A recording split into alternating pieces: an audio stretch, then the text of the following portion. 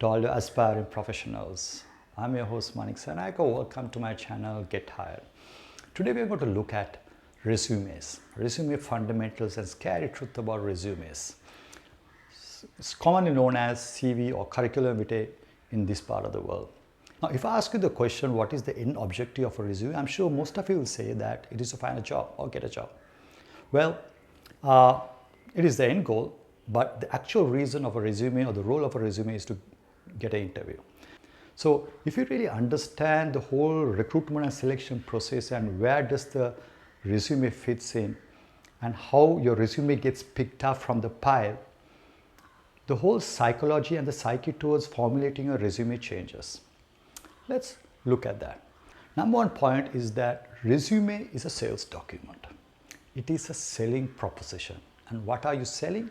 Yourself. You are the product. You are the commodity. Who is buying is the interviewer. Just like a product have functions and features, you have your own responsibilities and functions which you have done or taken up in the past. And also, it's not about just functions and features. You also need to show your achievements, which is what the hirer or the buyer is interested in. Imagine buying a product. You don't buy a product just because function and features. You need to have some sort of confidence that is going to solve the problem. In this case, the problem they are trying to solve through the JD or the job role to which the particular position was created. So they have to make sure that your experiences and your skill sets, which are functions and features, are combined with your achievements, which are the results to solve the problem. So essentially whatever you say, that you need to manage your brand. Every single line that you put on your resume, you need to sell yourself. It needs to complement your brand and your product so that the buyer, the interviewer is convinced that what you're selling is willing to buy. That's number one. Number two, a resume should be solution specific, which means you need to show through your resume that you have achieved results. Of course, you have to share your responsibilities and functions, but put greater emphasis to achievements result, because that's the only way you can convince the buyer or the hirer this way that you have delivered on results and you have solutions to the problem they want to solve, because your past experience should be an indication of your future performance. So in that sense, resume is not a functional manual or a policy document or a research manual or a historical perspective into your life. It's a very specific selling tool that is focusing on solutions. Besides, they say that globally, they only utilize only 6 seconds just to pick up a resume from the pile. So you need to show that you are the right product, that you have the right solutions for the problem within 6 seconds. We'll just multiply that by 3 times. We'll say 20 seconds. Even that is easy. It's a challenge. So everything that you put needs to complement your selling proposition. And also they say that about good 54% of hirers around the world say that most of the resumes they receive is not customized. So you need to customize your resume to the JD. And a good another 67% says that what they're really looking at is, in terms of priority, is the achievements and the results. And also the skill match. So you need to make sure that a lot of content is skewed towards achievements and results. Another very important element, number 3, is that you need to match your skill set to the JD. It sounds obvious, but a lot of people don't do that. They, in isolation, list down their achievements, but that has no relevance to the job. Imagine you have some great achievements. You apply for probably an accountancy job and your achievement in the customer service area, that has no relevance. If you are applying for a marketing position, where it involves branding, creativity, developing campaigns, and you share about some analytical data analysis or some computer literacy, it has no relevance. So you need to make sure that the skill match the problem that they want to solve. So a lot of candidates make the mistake that they just list down all their achievements, has no relevance to the job role. Number 4 is a profile summary. You need to have a very strong profile summary. What I mean by that is that, especially if you're looking at 6 seconds or even 12 seconds, you need to make sure that you have a summary, maybe 3-4 lines beginning of the resume. This gives you a very quick recap of your what you're trying to sell. It has to be concise or short, it has to be very clear, and it has to be informative. Basically, all these three elements has to be relevant to the job role that you advertise. So let me just share an example with you of a brief synopsis or summary which should be in front of the resume. This is probably a role for an accountant. You can say a CMA qualified with strong reporting and planning experience in medium or large private companies within banking and telecommunication industries, possess strong working knowledge of QuickBooks, SAP and advanced Excel. Now that gives a very brief insight into what you can bring, your qualification and experience. So you need to have that, and that will be most likely what they will view within that 6 seconds or maybe 10 seconds. So spend time really writing up. Don't talk about your soft skills. It has to be technical and it has to be a couple of about maybe 3-4 lines. So start working on that. And number 5 is basically the language that you use need to echo with the hiring manager, which means you need to make sure that you establish familiarity to the hiring manager. So you need to use words from the JD. So most likely the hiring manager have actually maybe drafted the advertisement altogether. So you need to have certain words that are picked up from the job description or job advertisement on your resume. For example, if it is an accountancy job and they say consolidated account preparation or data analytics or data collection, you need to have those words on your resume.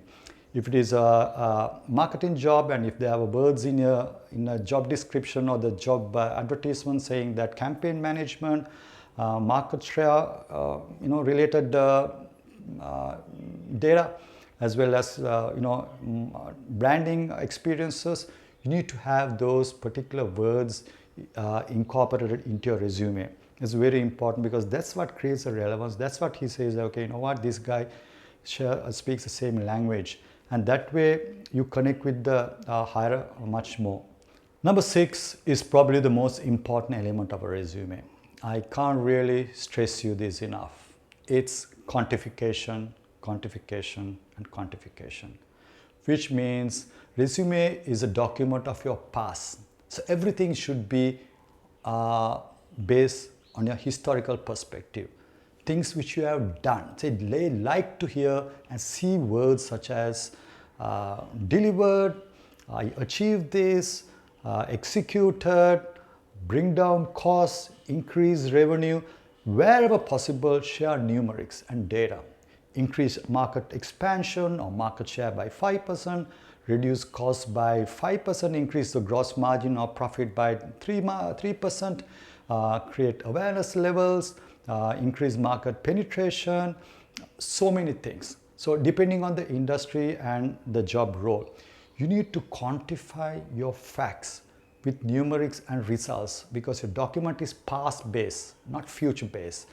Everyone else talk about, well, I have this potential, I can do that, I'm good at that. These are all words which are based in the future. So there is a clear doubt and there's no evidence of your whether you can perform that or your ability to deliver those. But if you have quantified results, then you show that, bring that out in your resume. So very important quantification. Number 7 is honesty. Even if you have stop gaps or short gaps in your resume, imperfect careers, please show that, and that's okay. You're not there to justify it. It's just that you're showing that there are certain decisions that you made. Please visit my site, Gethired.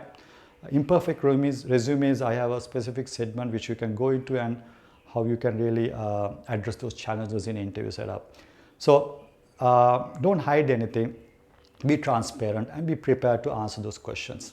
Another important element is basically the length of the resume. It has to be substance over volume.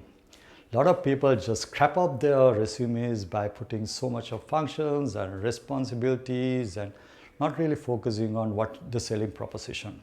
So just to give an idea, if you're just an entry into the job market And if you have experience up to about 3 years and you held about 1 to 2 jobs, the ideal resume length is about 1 page.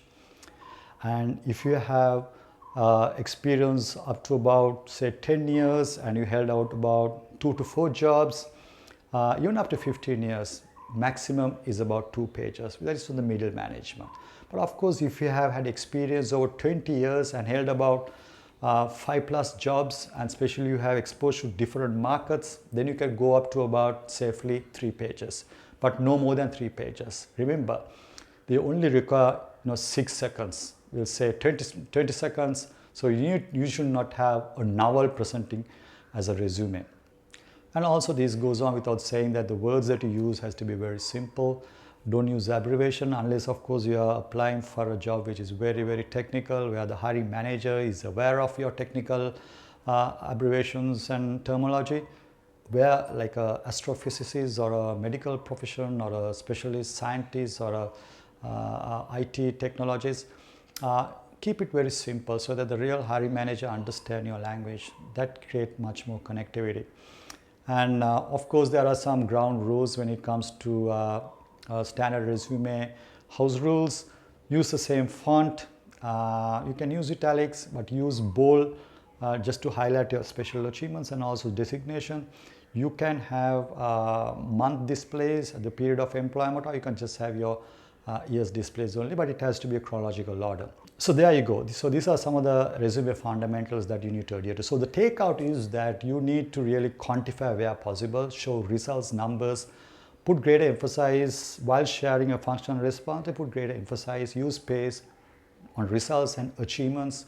Make sure that the length is right based on your experience, and also make sure that you really match your skill set, competencies, and your experience to the job role, because that's what they're really looking at. So if you like this video, please put a thumbs up. Please share this video with your friends if you have to, and subscribe to my channel, Get Hired, by clicking on the subscribe button on the video screen. And thank you for watching. Take care.